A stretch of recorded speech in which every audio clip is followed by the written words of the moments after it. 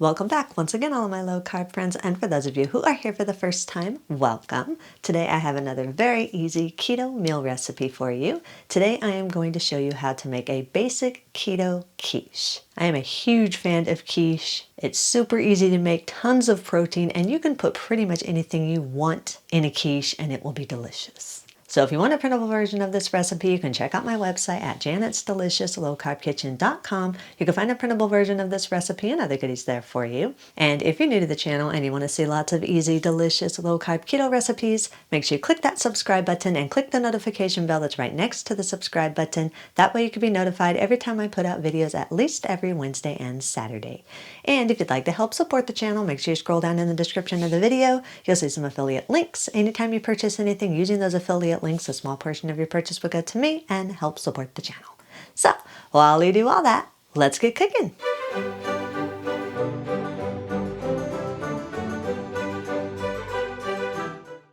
Preheat your oven to 375 degrees.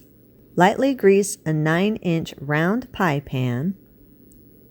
Place a 12-inch keto tortilla into the prepared pie pan and push it over till one end of the tortilla is sticking slightly above one side of the pie pan.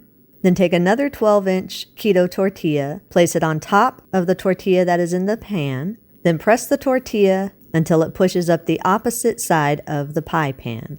So when you're done, you should have tortilla crust all the way across the bottom and up the sides of your pie pan. Now, if you want a more traditional quiche crust, I'll put a link in the description to my pie crust. You'll just need to make sure that you pre-bake the pie crust for about 5 to 7 minutes so that it can be firm enough to hold the filling. Set your pie pan aside for just a minute. In a large bowl, combine 6 large eggs, 120 milliliters or a half cup of the milk of your choice, a half teaspoon of onion powder. If you don't want to use onion powder, you can just chop up about 3 to 4 tablespoons of the onion of your choice, a half teaspoon of salt, and a 1/4 teaspoon of pepper. Whisk everything all together until everything is fully combined and smooth. Once everything is fully combined, give the mixture a good extra 30-second whisk, just until it's a little bit lightly bubbly on top. You just want to get a little bit of air in there. Gradually add 134 grams or around 1 cup of chopped ham. Stir the ham in until it's evenly distributed and fully coated with the egg mixture. Gradually add in 4 mini sweet peppers that have been finely chopped. And stir the sweet peppers in until they are fully combined and evenly distributed throughout the egg mixture. Gradually fold in 225 grams or around 1 cup of shredded mozzarella cheese and 23 grams or around 1/4 cup of freshly grated Parmesan cheese. Freshly grated tastes best, but if all you have is the canned Parmesan cheese, it'll work too. You can also change the type of cheese according to your personal taste. Instead of mozzarella, you can use cheddar or Colby. It's up to you, whatever cheese flavor you're going to want in there. Just make sure when you're adding it, you just gradually add it. That way it doesn't clump together and it's easier to evenly distribute the cheese. Once the cheeses are added and everything is evenly distributed throughout the egg mixture, carefully pour the filling into your prepared pan. Do this very carefully. You don't want to splatter over the edges.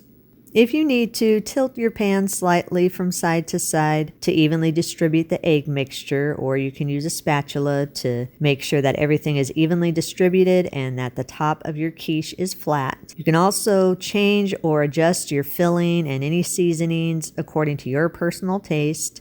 If you want to leave out the ham and use bacon instead, you can do that, or you can change the vegetables up and use broccoli or zucchini or any type of filling that you think you're going to want. You can use it in there. Sprinkle the top of the quiche with about 113 grams or roughly a half cup of shredded Colby cheese or cheese of your choice. Make sure when you are sprinkling this that you sprinkle it evenly across the whole top of the quiche. You can also adjust the amount of cheese. If you don't want the full half cup, then you sprinkle on however much shredded cheese you think you're going to want. Once your quiche is all put together, place the quiche into your preheated oven Bake at 375 degrees for 35 to 40 minutes or until the center of your quiche is set and no longer jiggly.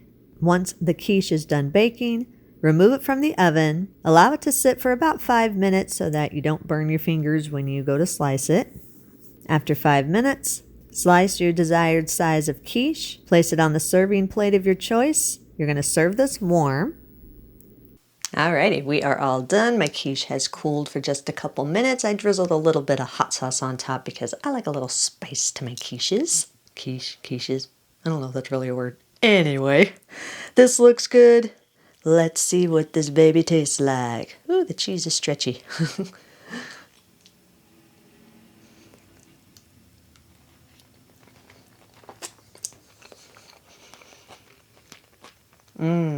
Yes.